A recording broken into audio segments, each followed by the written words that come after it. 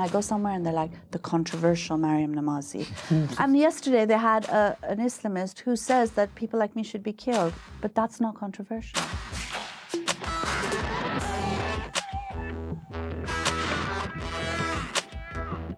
Hello and welcome to TRIGGERnometry. I'm Francis Foster. I'm Constantine Kitchen. And this is a show for you if you're bored with people arguing on the internet over subjects they know nothing about.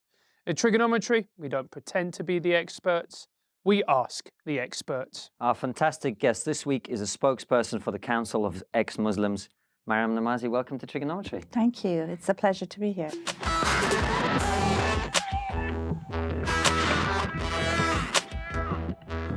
Thank you so much for coming. And for anyone who doesn't know, a lot of people will know who you are, but for people who don't, tell us a little bit, just a little bit about your backstory and how have you come to be so passionate about the issues that you talk about that we'll get into.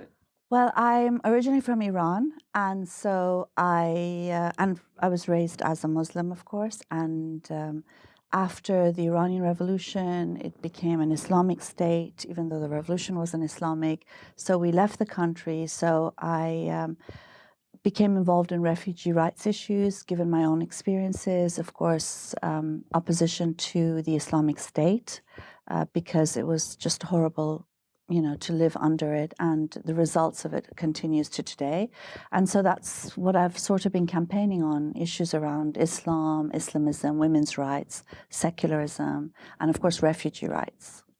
And I have so many questions to ask you, we both do, most of which I'm quite reluctant to ask because these are very difficult issues to talk about. So can you just outline for us, first of all, one of the things I think is really important to demarcate is the difference between Muslims as people, Islam as a religion, and Islamism as a more of a, we probably would say, political ideology. So can you just explain to us and our viewers what are those things and how to separate them? Yeah, I mean, I think it's quite simple to separate them. I don't know why everybody has a difficult task doing it. And I think if you compare it with the Christian right, because a lot of progressive people will be against the church, for example, against its laws regarding women, for example, the Christian right's assault on abortion rights, reproductive rights, women's rights, for example, in the US or in Poland. And then there's Christianity, which a lot of free thinkers will make fun of Christianity, will make fun of Jesus, for example. You have comedy shows with Jesus in a nappy. And then you've got Christians. And you can make fun of Christianity and make fun of the Christian right, oppose the Christian right, and nobody says you're attacking Christians, you know, or you're bigoted against Christians. It's the exact same thing. I don't know why it's so difficult to understand. You know, we come from Muslim backgrounds. A lot of our family members are still Muslims. So, and don't, you know, racists can't tell any one of us apart anyway. So if you think that, you know, for us, we think, oh, we're safe because they're only going to attack the Muslims. I mean, they attack Sikhs thinking they're Muslims. They can't tell anyone from anyone. You know, so we don't want to be inciting racism. Racism affects ex-Muslims too. It affects our families too. But it's a question of saying, look, we're free thinkers. We want to criticize the Islamic right, like the Christian right. We want to be able to criticize Islam as a ridiculous idea, as all religions are. But that's not the same as attacking Muslims. That's not the same as attacking people. And I think it's something that's conflated as a way really of silencing criticism. I mean, that's what's happened. And the Islamic movement is doing that, you know, trying to silence criticism. It's a way of imposing blasphemy laws here in Europe where blasphemy laws don't exist. So in Iran, nobody will accuse you of Islamophobia or bigotry against Muslims. They'll call you an apostate, a blasphemer, and you go to prison and you get the death penalty for it. Here, they use terms like Islamophobia and bigotry and racism as a way of imposing those laws, you know, de facto rather than in the law. Do you know what I mean? I do know what you mean, but here's where the difficulty comes in, because I understand, both of us are non-believers, and we also think that there's a lot of problems with all religions. Maybe Islam in particular has certain challenges as well. But if one of us was to say what you've just said, well, that's it. We're Islamophobic, we're racist, we're bigoted. And that is difficult, isn't it? Well, I mean, we get accused of that too. So it's people who are from Muslim. You get accused of being Islamophobic? Of course, yeah, of being Uncle Toms, of being coconuts, of being native informants, of promoting a neo-colonial agenda. These are things they say to us as well. And I think that, it's good that people are concerned about racism. That's thanks to a huge anti-racist movement that has made it difficult to be racist and bigoted. That's something positive. And I think it's nice that people are concerned about racism. And that's a great thing, But I think it's important to say that, great that we're concerned with racism, but criticizing the religious right or criticizing bad ideas has nothing to do with racism. And I do understand that you have a far right that is very savvy, like the Islamists are very savvy. They use human rights language. They even use anti-racist language as a way of covering themselves, So you'll have the EDL or Tommy Robinson or Britain First and these sort of groups saying, we're not attacking Muslims, we're anti-Islam and we're anti-Islamism, using this sort of language as well. But really, you can see that their politics are focused on migrants, on Muslims, on deportations, on keeping people out, on never recognizing people of different backgrounds as citizens and equal citizens. They're always the other. They never really belong, according to them. The proper Europe is a white Christian Europe, according to them. So you can see how people can get confused because you do have the far right using similar language. But I think, again, I think it's very simple. It's like, I say I'm a women's rights campaigner. George Bush said he attacked Iraq for women's rights. Well, who do you believe? Do you know what I mean? It's simple. If someone's actually killing women and saying they're protecting them, if they're throwing bombs on countries and saying it's for human rights, well, then I think your brain can work a little bit and say, well, they're pretending, in the same way that the Islamists say Islam is a religion of peace while they're beheading you, So I think you can tell the difference. And I think it's just asking people to use their critical faculties, when it comes to Islam. It seems as if everybody has a lobotomy, the same principles and ethics we would use on other issues. Somehow when it comes to Islam, we're incapable of doing it. Before Francis jump in, let me just finish this line of questioning. He never lets me talk. Yes. It's better for everybody that way. How very Russian of you. Yes, I talk. I ask questions. You listen. Just give me one more. And then Cool, I'll go leave for it. You mentioned this phrase, Islam is a religion of peace. Yeah. And whenever there's a terrorist attack Yeah. by Islamists and jihadis in this country or anywhere else in Europe, that seems to always be the line. Islam's a religion of peace. You can't talk about it. Even open-minded people like us who want to understand where different people are coming from and are not blaming whole groups of people for certain things, you can't say that. Particularly as a white person, you can't say that. But even as you said yourself, as someone who's from Iran, was brought up as a Muslim, saying Islam is not a religion of peace, which I imagine you believe, it's impossible. So can you just talk to us about why you don't think Islam is a religion of peace? Yeah, I don't think any religion is a religion of peace. Religion is based on, murdering anyone who is a heretic, an apostate. You've got the Spanish Inquisitions, we've got historical examples, we've got present-day examples. And the Islamic movement has power in many countries. They're actually crucifying people in the street, hanging people off of cranes for apostasy, for blasphemy, for being gay. They're stoning people to death in the street. So, it's not a hypothetical discussion to say that Islam or any religion is not peaceful. I think religion actually is, the antithesis of peace and justice. And in fact, it's funny because they always talk about religious morality, but really it's immorality from an ethical point of view. So many of, just to give you an example, in Islam, it's immoral to have sex outside of marriage. So you have sex with someone you love, but it's perfectly fine to have child marriage, which is pedophilia and child rape. It's not possible to hold hands with your partner, someone you love, on the street, because that's considered sexual mixing. But it's perfectly fine to specify the size of stone to stone someone to death for having an adulterous relationship or for being a homosexual. It's perfectly fine to throw someone off a building because they're gay. But, it's haram to eat during Ramadan. It's just the unethical nature of all religious precepts, I think, is clear. I think the problem is because religion is treated with such kid gloves, and there's so much respect for something that is so not worthy of any respect, you know. And so I know you don't look very happy. Sorry. No. It's just his face. That's my face. Because I get that a lot when I'm speaking to people. No, I like Francis probably agrees with you even more than I do on okay, this so issue. Yeah. so I think so saying Islam is a religion of peace is just, you know, it's nonsense. It's not true by any measure. You just have to, you know, yeah, they'll say, and let me say this: my dad, who's a Muslim, is the loveliest, kindest person in the world. He wouldn't hurt a fly. So again, I'm not saying that Muslims are like that, or Christians are like what the Bible says, or Jews are like what the Torah says. You know, in the Torah, for example, men pray thanking God that they weren't born women. You know, there's so many examples of that in all religions. So, because I think people are better than their religions, because people change according and adapt according to the age that they live in, and books really remain the same, and that's why interpretation is such a big thing, because people do interpret things the way they want. But I think Islam is not at all peaceful, and I understand why people say it, because they don't want Muslims to be targeted, and rightfully so.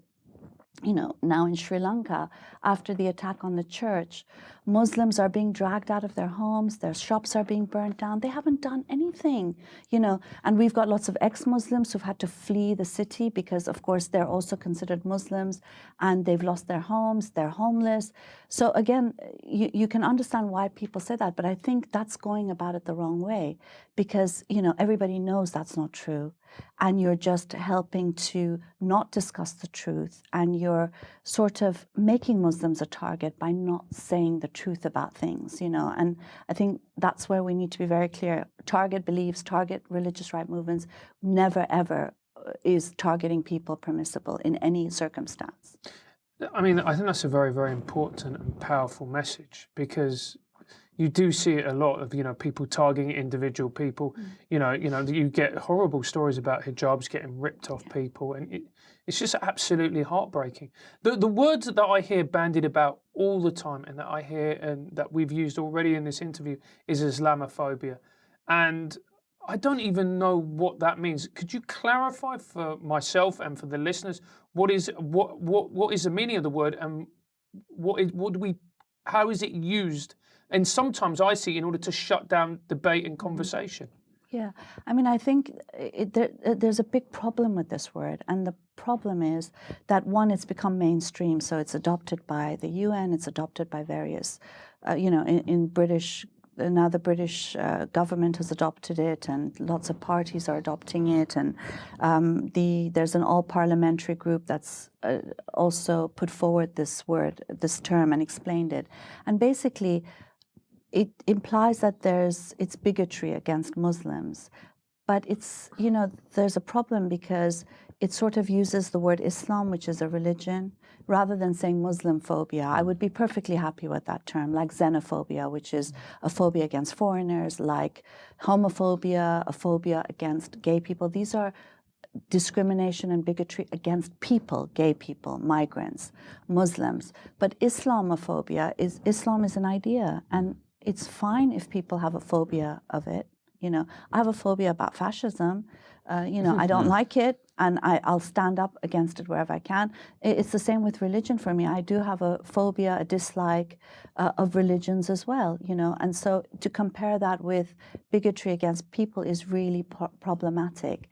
And it's something that is being used as a way of somehow conflating criticism of Islam, criticizing Islamism with an attack on Muslims. And so it becomes impossible to really say anything for a lot of people.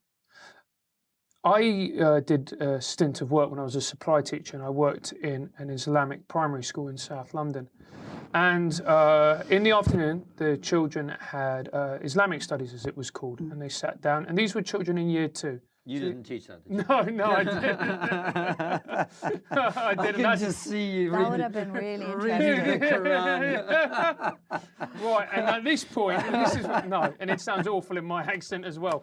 But, however, I do have a racist voice, I realise that. But there was one point, because I sat in and I had to observe it and all the rest of it, and then I marked books at the back. And I remember the Imam sat down with his children, who were 6 and 7 years old, and was talking about Jesus. And he said, explained that the reason that Jesus was murdered was because the Jews were jealous of him. And he repeated the Jews 4 or 5 times. And at this point, I was sitting there going, at what point does this start to creep into indoctrination? These children have no idea of Judaism or what a Jewish person is. And repeating the words, you know, the Jews killed him, that, you know, and the Jews because they were jealous of him. And I'm just there, and I got incredibly uncomfortable at that point, that you've got these children who are completely innocent and repeating the word Jews constantly and saying that they're the reason that Jesus died. Yeah, well, I mean, that's one of the basis of anti-Semitism as well, isn't it? I mean, even not just Islamic anti-Semitism, but Christian anti-Semitism too. And I think, again, this is why it's really important that we don't have religion in schools. I think religion is fine as we teach history, or, you know, in the sense of talking about different religions so people know, you know, that there are different religions in the world, but that there are also people who are atheists and humanists and free thinkers. And not as a form of indoctrination, but historically what religions have done, because they've done a lot of bad shit in the world, you know. And it would be good for kids to know that, rather than always having this, religion is this, religion is all lovely and cuddly, whilst also giving really sinister messages about the religion that you don't like, you know, or you want the kids to move away from. And I think it does lead to indoctrination. I mean, even in Christian schools, which are not as bad as Islamic schools today, right? You do have this concept of heaven and hell, and it does instill fear in children. You know, it's quite abusive the psychological abuse of it is quite harsh, especially if kids believe it and it scares them. And I've met lots of adults who are really frightened of these concepts when they were children, and it can be such a scary thing. So I think it's good for kids to learn about things, but not in a way that indoctrinates them. Having an imam come to a school is really, I think, you know, it's dangerous for children. And it is, because they do have this idea of indoctrination in mind. I don't know if you saw, I wish I had the details of it, but there was this, I think I'm going to say in Egypt, there was this, the Saudi government had given a lot of money for sort of a theological department at this university. And I was reading how the professor who was chair of that department had been fired because the Saudi, one of the representatives of the Saudi government was wanting to see his notes and wanted him to say things like Islam is a better religion than the other religions, and he was angry that he was also teaching other religions and not just Islam. So it does, you know, there is a lot of indoctrination, and this idea of indoctrination and trying to veer people to thinking Islam is the best religion. And what does that come with, you know? The fact that girls and boys need to be separate, girls need to be modest and be covered up, you know, they shouldn't sing, their voices shouldn't be too loud, they shouldn't laugh out loud, they shouldn't be in sports. That's all the things that it comes with. And imagine saying this to little kids, you know. You heard the Jewish sermon, but there's all this other sermons as well about girls and modesty and, you know, superiority of boys, which is so detrimental to child development. And where do you actually stand on the hijab? And at what point do you think, because I taught in a primary school and you'd see little girls of the age of 5, 6 years old and they'd be wearing them, sometimes even younger. Yeah. Where do you stand on it? Do you agree with it? Do you disagree, and why? Well, I mean, I think, first of all, 5 or 6 year olds, it even goes against Islamic teachings, because you're not supposed to wear the veil until you're a woman, and that's after puberty, right? So, like in Iran, for example, it's when you start going to school at the age of 7. I know a lot of families living in the West, they veil their kids younger because they know if they let them not be veiled until they're 7 or 8, they're not going to want to wear it anymore, because you do really feel the restriction of it. And so I think part of it is just trying to get them used to it. Like caging a bird, you know, you get used to it and then it becomes natural for you, and you kind of feel naked if you go out with it. So I think, but on the veil, I think there's no yes, right or wrong answer, in the sense that I think it's more complex for me. For me, I think child veiling is a form of child abuse, because the veil represents, basically tells a girl that her body is something that causes fitna or chaos in society if it's not covered up. So I had someone in a debate in Britain tell me, an imam, say that if we don't have gender segregation, which again the veil is a symbol of, it segregates you from men. If you don't have gender segregation, it's going to lead to adultery and sex, and we're going to have to stone people. So isn't it better that we have gender segregation and we veil women? So this is the perverted, ethical, unethical really mindset of a religion, obsessed with women's bodies, obsessed with girls' bodies. So I do think with girls, it's so unethical because they don't get sunlight in their hair. What it means is they have to be separate from boys, so you can't be friends with boys anymore. You can't swim, you can't dance. You have to sit at the back of the classroom. That's all what it represents. So it affects child development. And what does it tell a girl growing up? That, your body is so disgusting. That's why we all have such huge body image problems, I mean, women everywhere do, but we especially, our bodies are filthy, according to how we've been raised, which is why I did nude protest as well, because it was so difficult for me, but also a way of just saying, I'm not going to allow that to take hold. But when it comes to adult women, I think, if a woman wants to wear a veil, well, she has a right to wear a veil. And I use the term right, carefully, because rights are meant to liberate you, not to oppress you. But I think that people, if they want to wear it, they can as adults. But child veiling is child abuse. And I think if you represent a secular state, like as a teacher or if you're a judge, then you shouldn't be wearing religious symbols, So but on the burqa, I think it should be banned, basically, because I do think it's a body bag for women, and it's just so. I mean, people who defend it should actually walk in it for half an hour to see how it feels. It is like being buried alive, in my opinion. Right. Well, and the thing you say about people's rights as well, I mean, from what I know, a lot of women are put in a position where they're not forced to, but they're very strongly encouraged to wear the veil or the burqa because male relatives insist on it or whatever. That's not really a right that someone's exercising, is it? That's a form of compulsion being used. Coercion as well. Coercion. Yeah, definitely. I think, this whole idea of saying it's a right and a choice is, it's the fact that you've submitted to something doesn't make it a right and choice, and I think that's the distinction.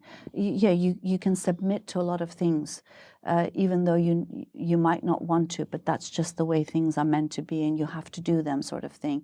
And there's so much pressure, I mean, if you talk to a lot of ex-Muslims, who obviously they look Muslim, they live in Muslim areas, and they're not fasting. The pressure, you're not fasting. The sort of, there's this constant pressure. So you end up then hiding if you're eating, or you pretend that you are. So yeah, you can say they've chosen not to fast, but it's not that easy when you are in that situation. At the veil also, people will say it's a choice, but I'd ask those same women, if you want to remove that veil today, would you be able to do it? And most likely no. Most likely it would be very, very difficult to remove the veil, near impossible. And we've had members who've done it. You lose everything in many instances, your family, your friends, and everyone that you knew. And so it's It doesn't sound like a right. No, exactly. No. If you have a right to something, you should have a right to go in and out of it when you choose. If you have a right to religion, you should have a right to leave religion. When it's not that simple, then there's a problem, isn't there? And I think with the veil, that's exactly the case. And I find it incredible that you just referred to yourself as an ex-Muslim. I was raised Catholic. I went to Catholic school. I would never refer to myself as an ex-Catholic. I'd just go, I'm an atheist and I don't believe it anymore. And it was as simple as that. But it doesn't sound as simple as that in Islam. Yeah. Well, I mean, I think to be honest, I don't even like the ex-Muslim term myself. And I also thought I was an atheist. I was an atheist long before I was an ex-Muslim. But I think the term is really important for us because it's a way of challenging many ideas. One, the idea that, Muslims are a homogenous community and everybody agrees with ISIS and the Islamic State and of Iran and Saudi Arabia, or the Muslim Council of Britain, or the local imam. No, it's also like any group of people. There's so many differences of opinion in there. There are feminists in there, there are socialists in there, there are atheists in there. So saying ex-Muslim sort of breaks that idea that minorities are homogenous and dissent exists in our communities, and we have a right to speak out and criticize ideas that we think are misogynist and homophobic and inhuman. And also it's, because it's so difficult to criticize Islam or to leave Islam. Of course, in, I don't know, 13 countries you can be executed for blasphemy. In 11 you can be executed for being an apostate. Given that situation, it's important to say we're ex-Muslims, we're apostates, because it's a way of challenging it and saying that, you say we don't exist, or you try to silence us when you do find out that we exist. So this is a way of us coming out publicly and saying we exist. And the public renunciation is a form of resistance as well, So from that situation, it's important. But for me, I come from an Iranian background where there is quite a large anti-Islamic backlash in Iran. I mean, it's, the mullahs are despised, I mean, there was a funny story where, because our parliament is full of mullahs, right, because it's an Islamic state. And he came late to the parliamentary session and it was televised. And he was saying that he couldn't get a cab dressed up as a mullah. So he had to go home and wear street clothes, like a normal trousers and a shirt, before a taxi would pick him up to take him to the assembly. So there is that backlash. So for me, it was quite normal to say ex-Muslim, atheist. But when I started the Council of Ex-Muslims in Britain, we couldn't find one non-Iranian, to do it, not one. And of course, it's changed. The world has changed so much now because of social media. It's changed as if it's been 100 years, that everybody calls themselves ex-Muslims. There are so many ex-Muslims now, so many groups, you can't even tell who's, where it started or when it started. But that surprised me, that there was so much fear for people who were born and raised in Britain. That really shocked me, because it was so easy for us coming from Iran, Constance, can I ask one question? And then, No. Go and then this is a story that happened at my school before I joined. And I remember my colleague telling me about it, and I found it profoundly shocking. It's a very, very distressing story. So I used to work in a primary school in East London. And one of the girls that was at my school, she used to get the imam to come and teach her Arabic and Islamic studies one-to-one. And it turned out that eventually the imam was abusing her.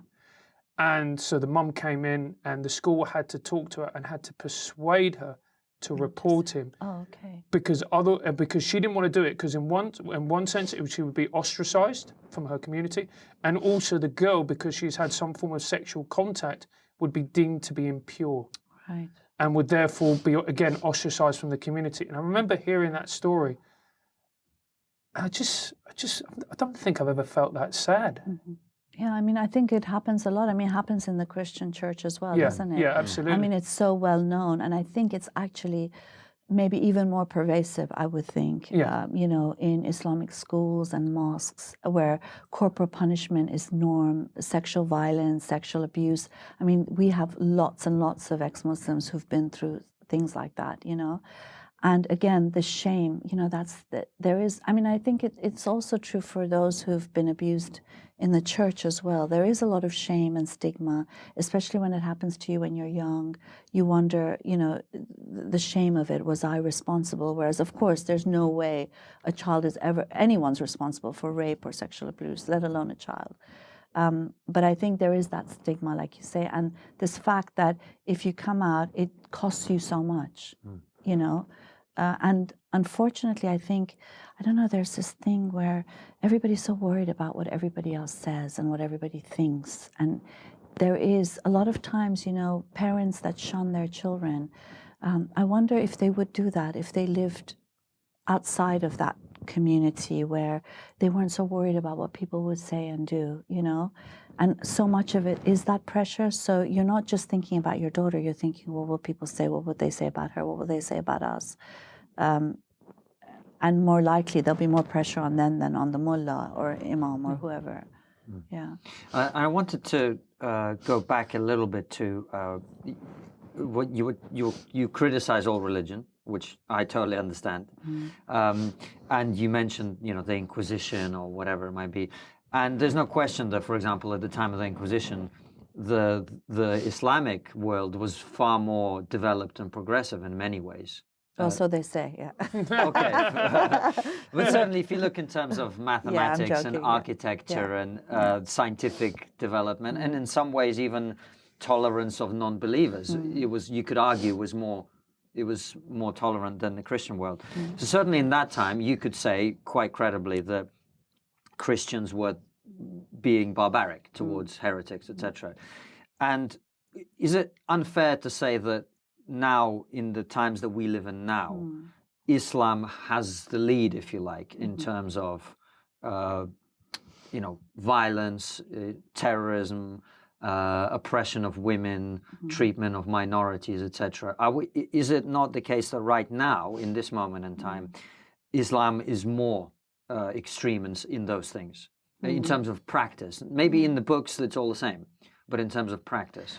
But, for me, I think I would say, well, I focus on Islam. So for me, I think it is a major threat to world peace and rights and so on and so forth. But I do think that it's that all religions are capable of it. And I do think that if they don't do it, it's because they don't have the access to power that Islamic states do.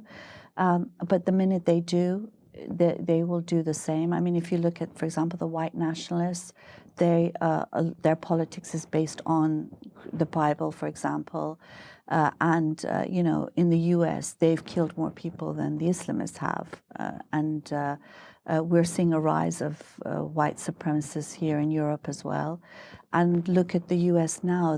They've got states that are outlawing abortion or making abortion really difficult. So the more power they have, you do see the effects on women's rights, on human rights, on gay rights. And again, in places in Africa, for example, where children who are a bit disobedient are considered witches, and then they're thrown out or they're made to eat pieces of their own flesh. I mean, these are things that the church there, in Nigeria, for example, encourages. So I do think that a nice, cuddly religion is one that has no power, and they're forced to, do soup kitchens and help the homeless. And even then, their sinister messages are always there. You need to come to church, and then we'll give you some food to eat. Come for the prayer session, and then we'll give you a bed. There's always that sort of attempts to indoctrinate vulnerable people, which makes it even more outrageous, because it's people at their lowest point that they're trying to help, So I think with Islam, we're seeing the true face of religion, because it's got the power to put its, practice where its thoughts are. What about somewhere like the UK, for example? Yeah. I think it's reasonable to argue Islam isn't the dominant religion of the UK.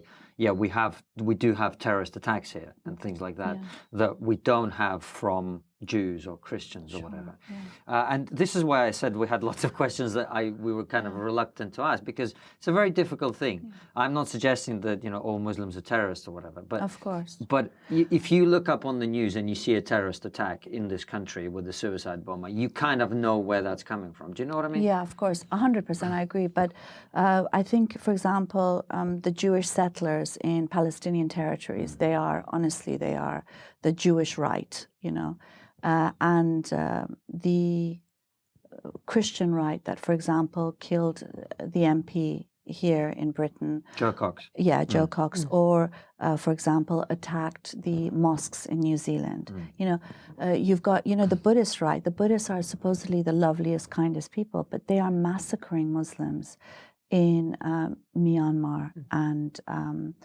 Sri Lanka. Yeah, or now look at what's happening in Sri Lanka after the attack on the churches. Muslims, I don't know if you've seen some of the videos, they are so heartbreaking, of just Muslims who are going about their business, being dragged into the streets, being attacked by mobs, and they're Buddhists who are doing it, a Buddhist majority. And also in India, for example, we've seen the rise of the Hindu right. You know how many Muslims have been killed in India for eating beef or for selling beef, because the cow is sacred in India? I mean, I was looking at a map with all these dots of people who've been killed. It's a huge number. We don't even hear about it, and you've got Hindu right beating couples who are celebrating Valentine's Day in India. I mean, India is an old secular state, you know. So these are things that we're seeing a rise of that weren't there 30, 40 years ago. You know, Iran, Iraq, Afghanistan, it was not like that 40 years ago either. You know, if you look at pictures of our countries, it was completely different. So in 40 years, look what they've done. You know, they have made life hell for so many people. Give the Hindu right 40 years, give the Christian right 40 years, give the Jewish right 40 years. They can do this exact same things. And I think that's why it's important to focus on Islam, of course, but also not to forget that the religious right, if they have power, it can be really, really bleak for people, you know, everywhere. So it's not just Islam and Islamism that's the problem. One thing that has always baffled me about every religion practically is why it's so obsessed with homosexuality. Yeah. I mean, so what? I don't get it. I don't understand. And it seems to be every religion as well. Yeah, I mean, it's interesting because I think, you know, I don't know, obviously religion has this thing of wanting to make everything uniform, of course. But I think it also comes back, I mean, that's my take on it, it might be totally crazy, comes back to the obsession on women because, you know, they're concerned that they might be attracted to another man. And, well, men you can't veil. And that's why men have to have beards. And they have to be unkempt so you don't mistake them for a girl and have sex with them. You're doing great on that. Yeah, so, you know, Well, you've got the beard. Yeah, covered. exactly. So you're safe, you know. And that's why, like, the Taliban would actually arrest people and attack them for they would measure your beard on the streets. They had a cup where they would measure it. And even donkeys had to wear nappies so that in case you see the balls and get all excited. It's like, Really? I'm saying, religion is fucked up. I'm sorry. And the fact that anyone makes excuses for it and gives it respect, I mean, I think it's worthy of only of disrespect, honestly. And the fact that, you know, it's just when you hear these things and you think, my goodness, we're living in the 21st century. And these things actually, you know, these are people's beliefs. And it's fine. Believe what you want. You have a right to it. But, you know, the problem is if it's in the educational system, if it's in the law, if it's in the state, then it makes lives really difficult for so many people.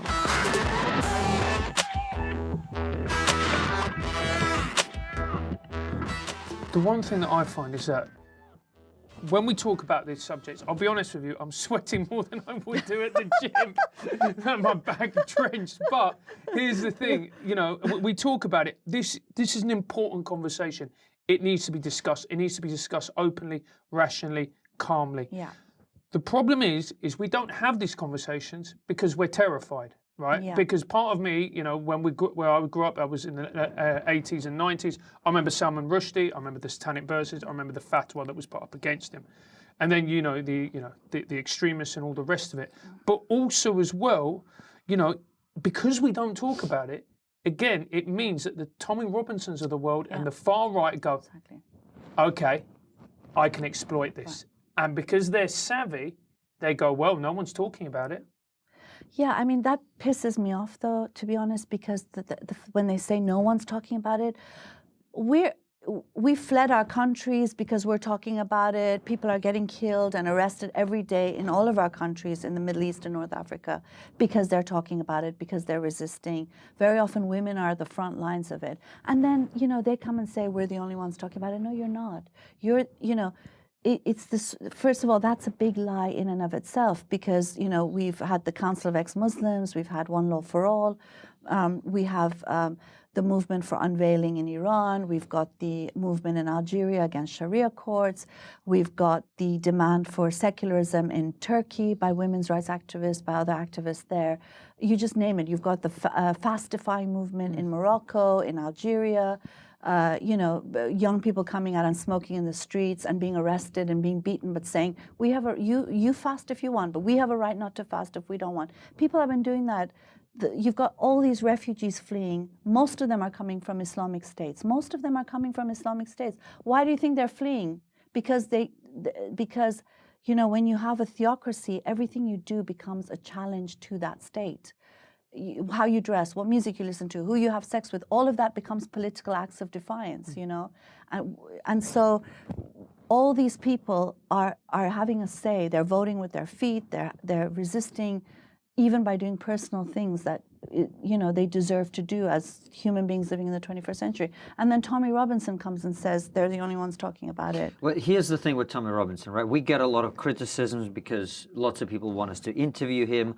Under this interview right now, people are putting comments as they watch this, go, whatever.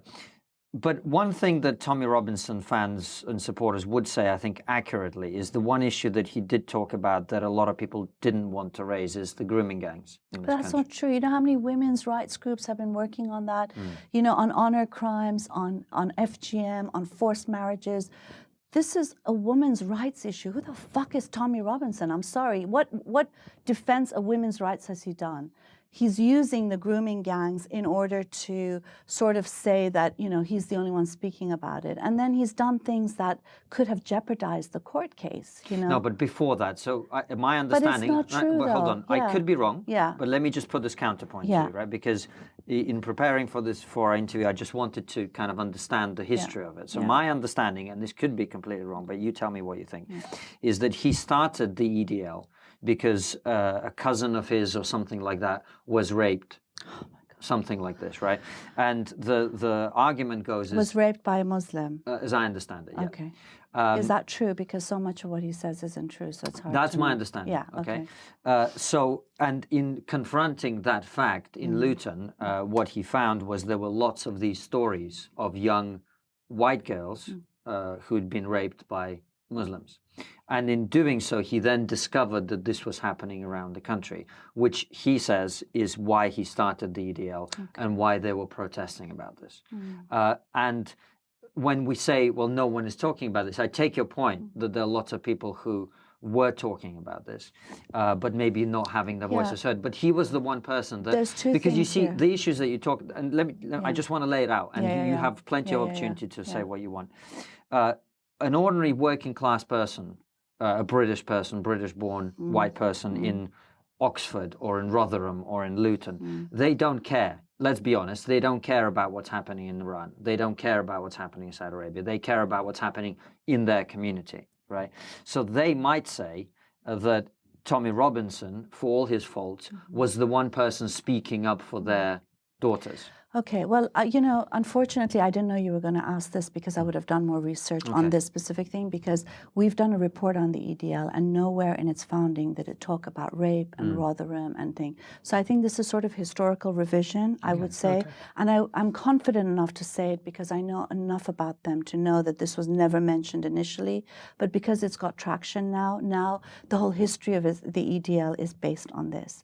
But even if that's the case, and it's like outrageous and so sad if anyone is raped, and his cousin was raped. I think that's such a tragedy.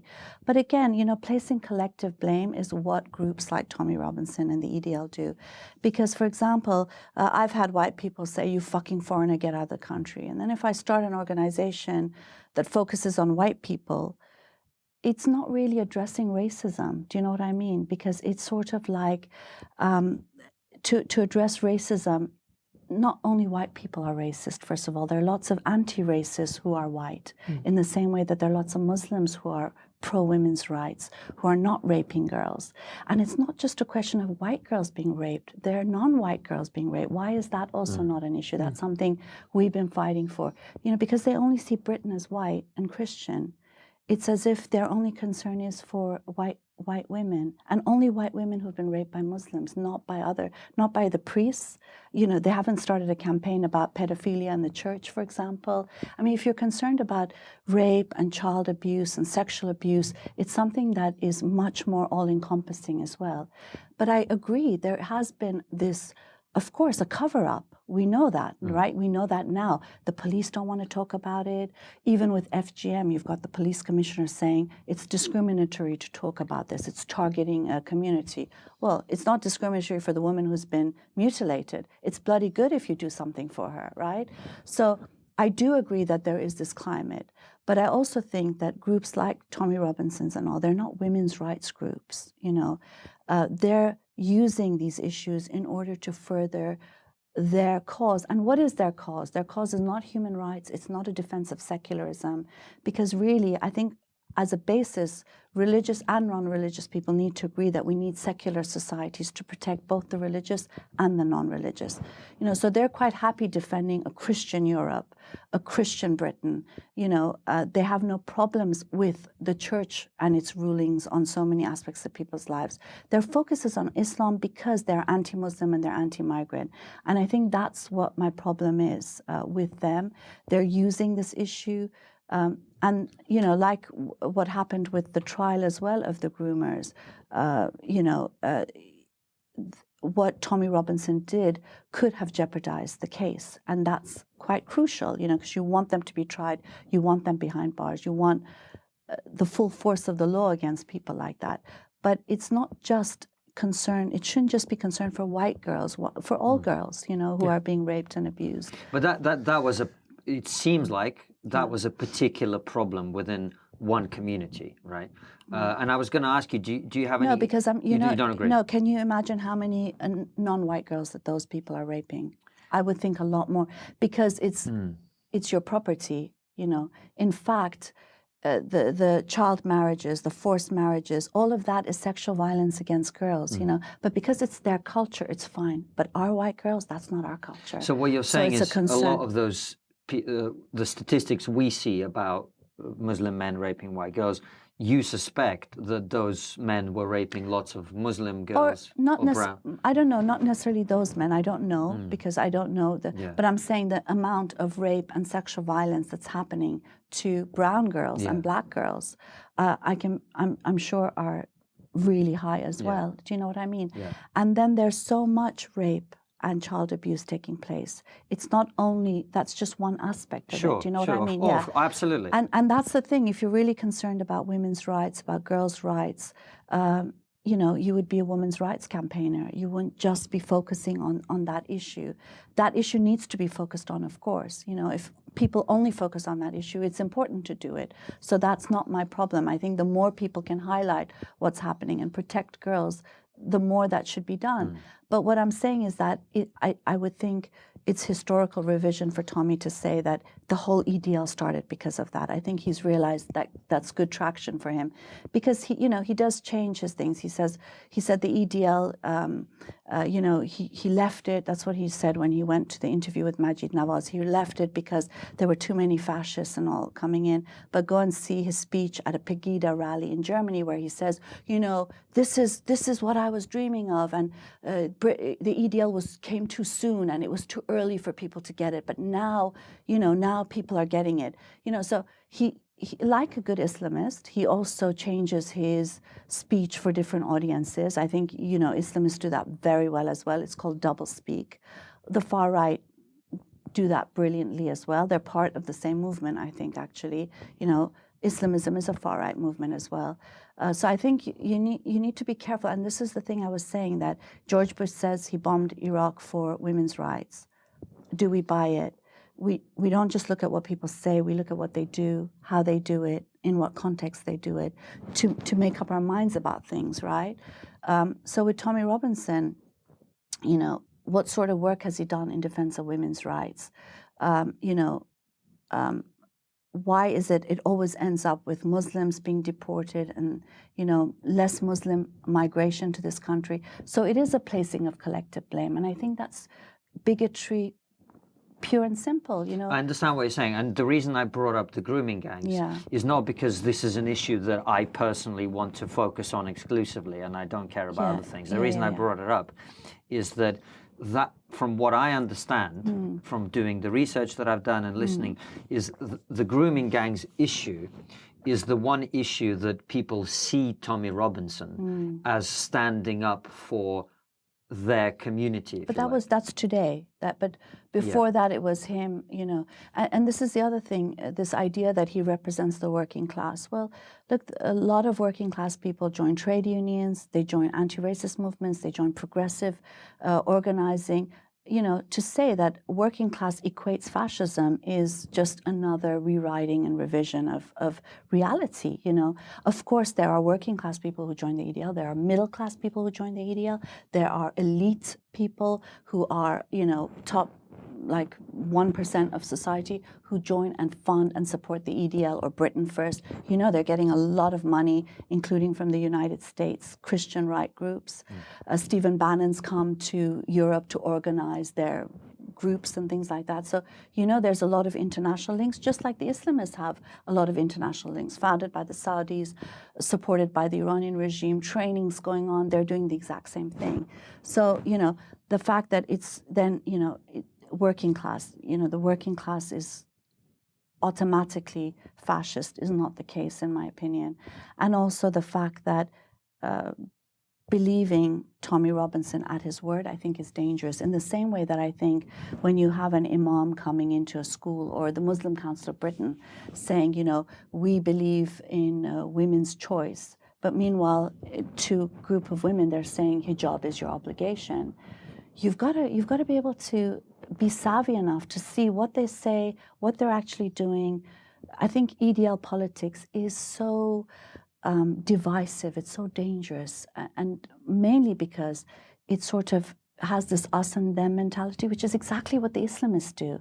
You know, they're always dividing people. They're the kuffar, they're the Muslims, you know. They're destroying our culture, they're destroying. They say the same things as well. You know, they both hate women, they're both homophobes. You know, fundamentally, their focus is just dehumanizing the other. And I think that's so dangerous, because if you kind of say, look, the Muslims do this, we have to get them out of the country, you no longer see people as human beings anymore, you know. But they are. There's so many good Muslims, you know, just like there's so many good white people, you know. Not all white people are fascists, right? I mean, that's common sense. But the argument that the EDL has is that it's the Muslims. They're destroying our country. They're destroying our culture. They're never citizens, no matter how many generations they've lived in this country. You know, so all of that is just so dangerous, and it doesn't really help girls and women. That's the point I'm trying to make. In the same way that the Islamists, by veiling and segregating, they're not protecting women. They say they're protecting women, but it's a lie. They do that to dupe people. And I think the EDL has the same sort of arguments. They say grooming because they know that's a concern for people, but it's to dupe people into bringing them into a politics of hate and of scaremongering and of othering, you know, the other, sort of dehumanizing the other. So it's dangerous, in my opinion. And I've got to say, I think the point that you made, and you made it brilliantly, and it's so powerful, and it's so true, and it's really, really important. And because we always get people commenting, why don't you interview Tommy, blah, blah, blah. And then the last comment is always about how I look fat, but there we go. Well, now I can add to this. Yeah, it's always that. Well, Francis, why are you so fat? Your chin, your moustache. Oh, come on, man. A lot of people actually have been saying you lost weight. Yeah. You've lost weight. Well, tell them the TV brings 10 pounds Yeah, on that's what I'm That's going my to do. excuse.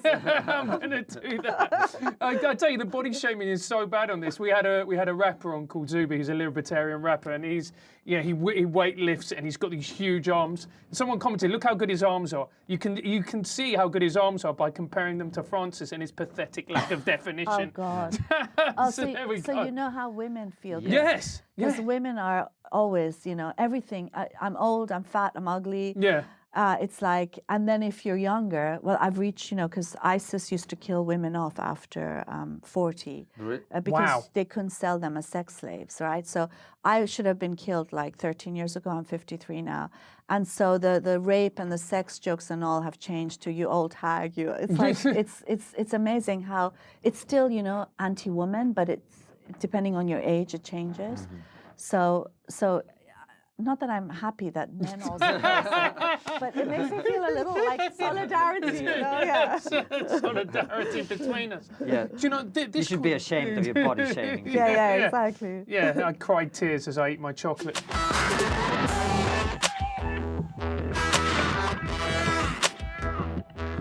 I think this conversation is just so important, and it needs to happen, and you know, it's vital. But I could never imagine it happening on mainstream terrestrial TV like the BBC in any great detail. Why do you think that is? Yeah, I mean, just a few days ago, one of my colleagues, Sadia Hamid, was supposed to be on BBC Women's Hour to talk about Ramadan and how child fasting is child abuse. And of course, like 1 hour before the show went live, they cancelled her coming, and everybody on the show was fine with child fasting. And it's happened so many times. I was invited to the BBC during a campaign, and this, usually I'm like, okay, that happens. But honestly, after this happened, I just cried for an hour because it was so frustrating. This woman was being stoned to death in Iran, Sakineh Mohammadi Ashtiani, and we had a campaign in her defense. And the BBC had invited me to come and speak about our campaign. And there was someone from Iran saying she needs to die, she's a murderer. And then there was a Sharia judge from Britain who said, well, stoning is good for society because it purifies it. And they didn't have me on. And I thought, you're the extremist out of those three people? I'm the extremist, but that's it. That's why it's like sometimes I feel like I'm living in the twilight zone, I'm saying she shouldn't be stoned to death, and then they just cut me out. And I just thought, there's a woman's life at stake, and they don't even have the decency to let me speak for 5 minutes. I mean, I'm getting emotional just thinking about it now. And also the fact that, and their topic was, should stoning be condemned? I mean, what? I know.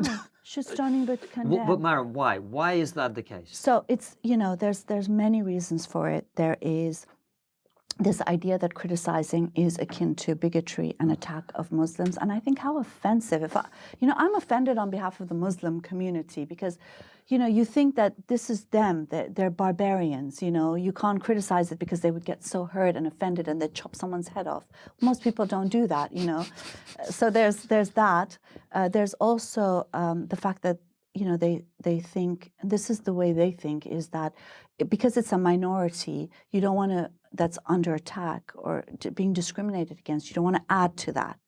But, we're all adults, we have discussions in our families all the time. Yeah, well, there's a lot of screaming and shouting, or you just try not to mention things to survive the ordeal. But, people are adults. They're not as sensitive as the media or government thinks that they are, so that's another area of it.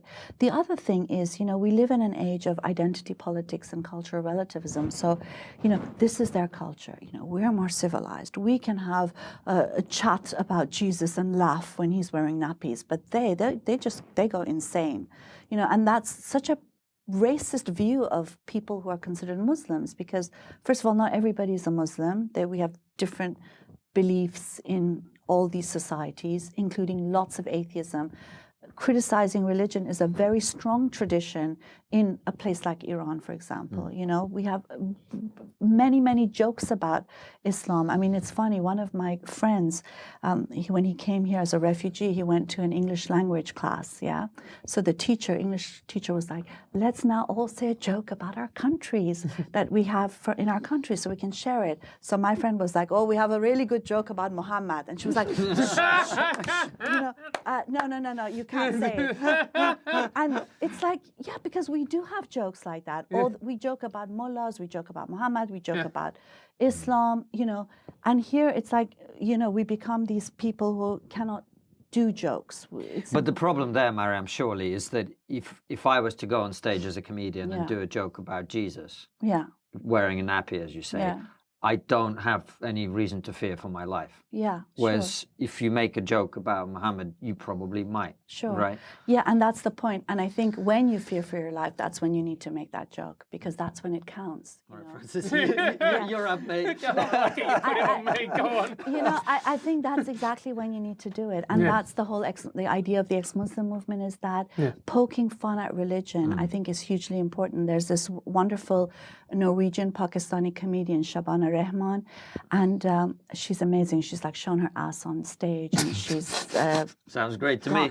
I'm down. Well, because that's really taboo breaking, right? I know it might sound stupid when I'm telling you, but no, I totally get it. It's so taboo breaking. And there was this event she was at, and there's this Mullah Karkar, his name is, or something, and he's like known as the terrorist mullah in Norway, and everybody was like really scared of him.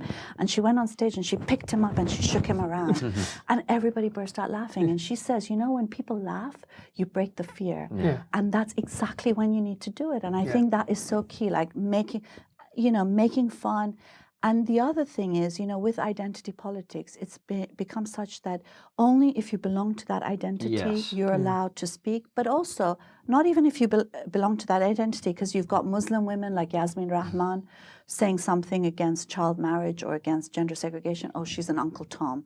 You have to be the authentic identity in order to say anything. And that means, like, if you're a Muslim, you have to be pro-Sharia, pro the veil, pro-child marriage, pro this, pro that, then you can speak about it, you know. So the point is, though, that before this, we used to believe in, and the left was a banner carrier of this, criticizing religion, freedom of thought, freedom of expression. And also, it didn't matter what your background was, you worked together for social change and justice, right? So I was an anti-apartheid activist. That was the first time I became political, right? I wasn't black, I wasn't South African. Now I say something, you know, I went to Holland, I said something about how gender segregation is like racial segregation in South Africa. It's segregating people based on their race, and this is based on their gender. It's the same thing, it's humiliating, it's dehumanizing. So on Twitter, someone said, you're an NBPOC, you have no right to talk about South Africa. And I didn't even know what that was, but it means non-black person of color. You knew, right? I was like, what is this? And I was like, you will not tell me what I can speak about and what I can't. Yeah. And I was an activist against apartheid in South Africa. You're too young to even know what apartheid meant, you know? Yeah. And it was, and you have groups like Southall Black Sisters. They're Asian women, but they call themselves Black Sisters because it's part of the black politics of that time. You know, that it was, no matter who you were, you worked for social justice, for equality. Movements always for women's rights has all been not about me being superior to you, but me being equal to you, you know? But now it's like you're part of an identity, you want to be superior to everybody else. No one's allowed to talk about what you know, your politics. No one's allowed to say anything. You get too hurt, you know, you've got to use jazz hands, you can't clap anymore. I mean, honestly, it's become so absurd. And I think, you know, this is the time then you have to just break through things. You know, people are always like, don't you think you're going too far? Well, this is when you have to go too far. You know, that's how things change. If you just tiptoe around things, nothing changes, you know. And so I think, yeah, jokes on Islam. Go for it. It's interesting. Invite us, we'll come and laugh really loud. But it's, you know, because now people are trying to shut down those jokes. But it's like you said, because when jokes are essentially, especially that style of joke, is pointing out the ridiculous. Yeah. And if a beautiful joke like that essentially cuts through all the crap, in many ways it's better than hour-long speeches because it's summed up in a 15-second moment that everyone goes, oh yeah, they laugh. There's such truth in jokes as well, isn't there? Good ones. Yeah, in good ones. And then there's no comeback because, and you just see them a lot of the time, they just get angry and they storm off or they get upset. Yeah. But it's interesting to me that you criticize the left because you're someone from the left, right? Yeah. And yet, that's why I feel like it's like a stab in my back. So yeah, badly. I feel it as well. Yeah. I feel it as well with Really? the left. Yeah. you feel like it's stabbing your back. With the far right, they're fascists to me. The Islamists, they're fascists. I would never, ever. But, you know, the left, I think they should be standing with me. We should be doing this fight together, and they've left us alone, you know. And there's so many of us, it doesn't matter because, you know, we're having an impact in so many countries. And a lot of the fights against forced marriage, against honor crimes, they're all done by minority women, you know, on their own, without the support that they should have had. And you were speaking at a university in London a couple of years ago about some of these issues, and you had people come in and protest, and then the feminist society and the LGBTQ plus A, whatever letters there are, they both came out in support of the Islamists who were challenging you. Yeah. It was amazing because these guys were so threatening, and they, you know, they waited till my talk started, and they kind of fell into the room, and they kept, like I was talking, and they kept walking past me and hitting my notes, and I just could think, everybody said I looked really calm, but I was just thinking, I'm going to just, even if I have to just read my speech, I'm not letting them stop my speech, because if they do, that's the end of it, you know, then you can't go anywhere after that. And actually, I haven't been invited to university for so long because they succeeded, because people are so afraid of conflict. So the video footage is there where they actually, like one of them did this to one of our activists, and you can't see him do this, but you see one of our other activists crying because she is a Libyan who was abducted by the Islamists for 3 days, and she thought they were going to kill her. And him doing this made her remember that. So you just see her going like this. And then another time he went out of the room and he was like, boom, you know, like just threatening stuff like that. And the video is very clear that they were just so threatening and aggressive, right? And then imagine, like, yeah, it just made me, I just felt like, ow, you know, that hurts. That hurts. These guys, I don't expect anything better from them, you know.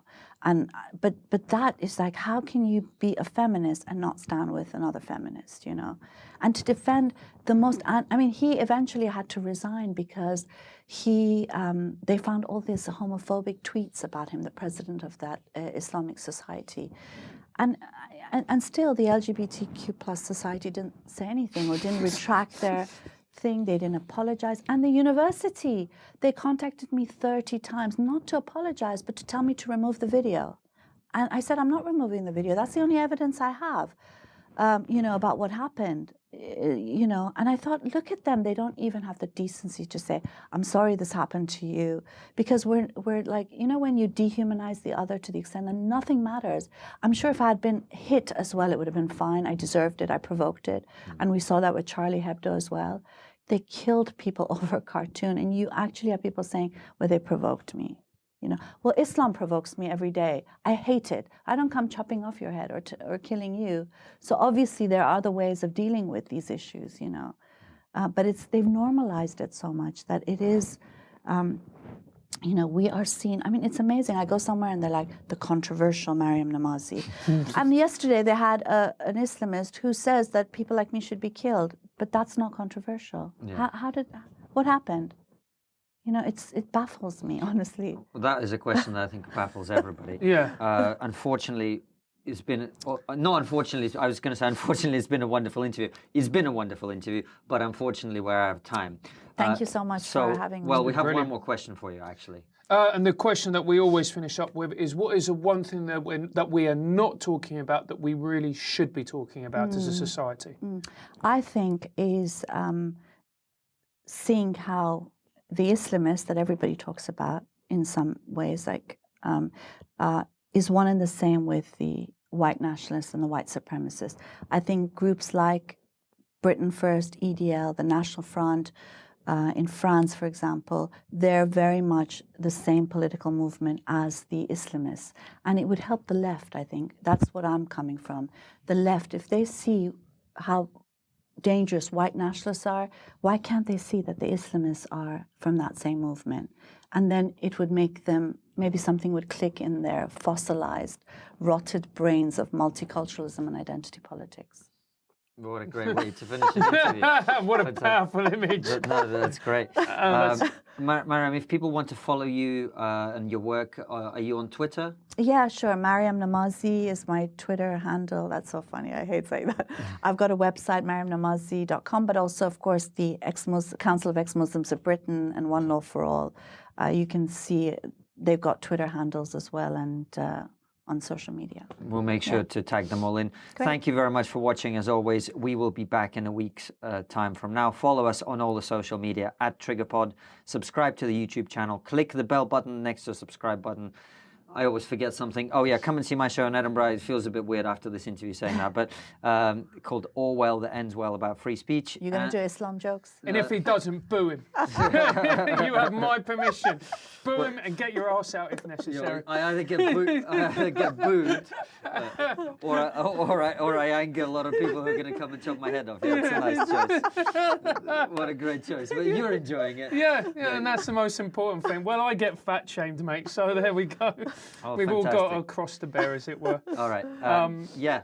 Leave us an iTunes review. If you enjoy it, spread the word, retweet. That'd be lovely. I'm doing a show here in the Bill Murray in August. I'll have details on my Twitter and whatever else. And thank you so much, and we will see you next week. Yep. Bye-bye. Some more comments about Francis being fat, please. All right. Thanks very much. Good. Bye.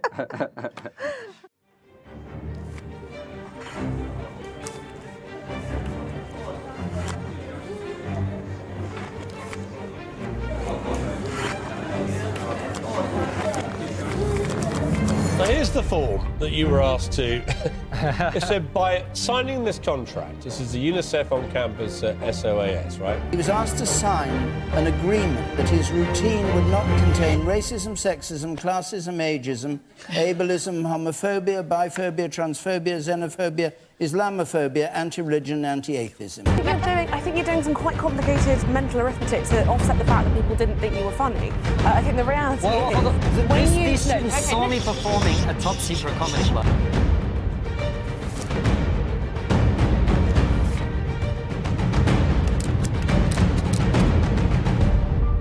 You have absolutely no sense of humour, do you? I feel like you're just sort of being a bit of an alt-right, you know. Oh, all right. That we got there in the end. You did call me. That's very good. The good thing about being called an arty comedian, right, is I now got a niche. Problem is, I haven't got any racist, sexist, homophobic jokes. The idea of being a student at university where you can't make any joke about anything in case these poor little woke students get upset or triggered. Get over yourselves. It's not about comedy, it's about ordinary people up and down the country and here in Britain and in America feeling like they can't say what they think. I really don't, I get it, especially the women who want to become men. I get it. Do you remember when Gareth Bale, right, went from Tottenham to Real Madrid? The guy left a perfectly good club for more money. Everybody feels like we're all kind of under arrest. We're all everything we say can and will be used against us in the court of public opinion. And they're coming for the comedians first because we're the ones that, as you say, are allowed to transgress. But everybody else feels it, and that's why the story's got the resonance that it has.